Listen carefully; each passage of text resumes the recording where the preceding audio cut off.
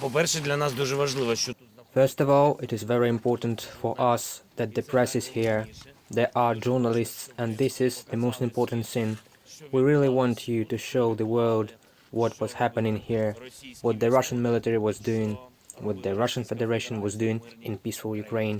It is also very important for us that you see that this civilian population, which today, what we see is fighting for every person, is receiving, living without electricity, without water.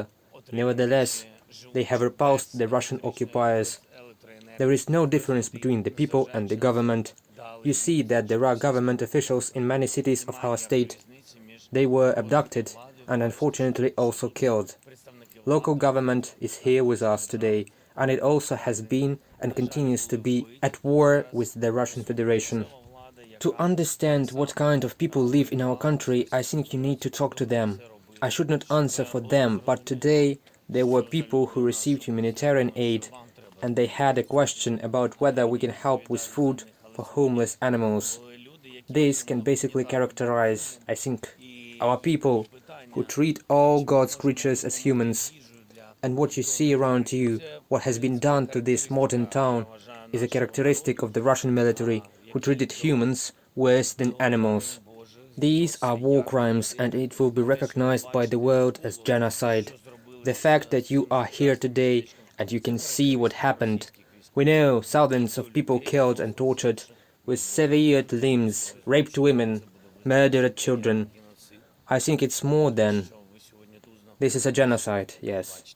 Our delegations have met in Turkey. So far there has been one meeting of foreign ministers. Something did not work out during their meeting, and it is understandable why. I will tell you that the longer the Russian Federation delays the meeting process, the worse it will be for them and basically for this situation and for this war. Because every day when our troops enter and deoccupy certain territories, you see what's happening. It is very difficult to talk when you see what they have done here. And every day you understand there are people in barrels, in cellars, strangled and simply tortured. Therefore, I believe that they need, if there is anything to think about, then they need to think faster. You said you were inviting Angela Merkel here. Why did you say that? Я думаю, что она мой сигнал прекрасно. Well, because I think she heard my signal perfectly well. And not just her, I also addressed it to the leaders of Europe and Mr. Sarkozy, who, as we know, made important decisions, or let's say, were influenced by the Russian Federation and some other leaders, but above all by the Russian Federation and, I think, by the internal establishment as well, when they were making decisions about Ukraine. This whole story is an insinuation about an open door to NATO, when we know that most European states and NATO members supported Ukraine as a member of the alliance back then, in Bucharest.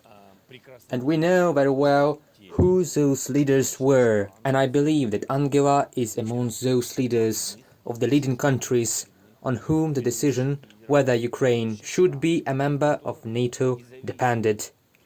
So I think what's happening is exactly a giveaway game to the Russian Federation, to give them the opportunity to strengthen and to feel that they actually have a very strong influence on the opinion of the European Union, of many countries. So I think they need to come and see what the flirting with the Russian Federation is turning into. So that's it.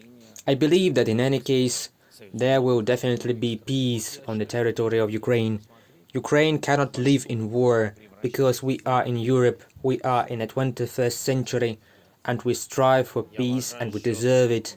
And this nation has shown it, and the armed forces of Ukraine have shown it. So there must be peace in our country. There cannot be peace without victory. Victory can be in a diplomatic format, in parallel with the combat steps of our army. Combat steps our army demonstrates every day, but it is not easy. We don't want to lose millions of people, so there has to be some sort of dialogue.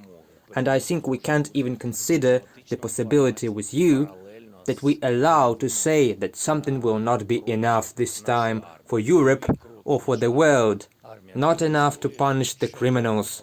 I don't consider that option. We are not going to give 1% for that. It is not a situation right now with this or that alliance. It is about life and about people being killed, tortured. The evidences of this are a million. So all these stories that let's wait until there is a trial, which will be very slow. We will press on as publicly as we can. We will not make any pause to find all the criminals. And from that will basically benefit, I think, the civilization.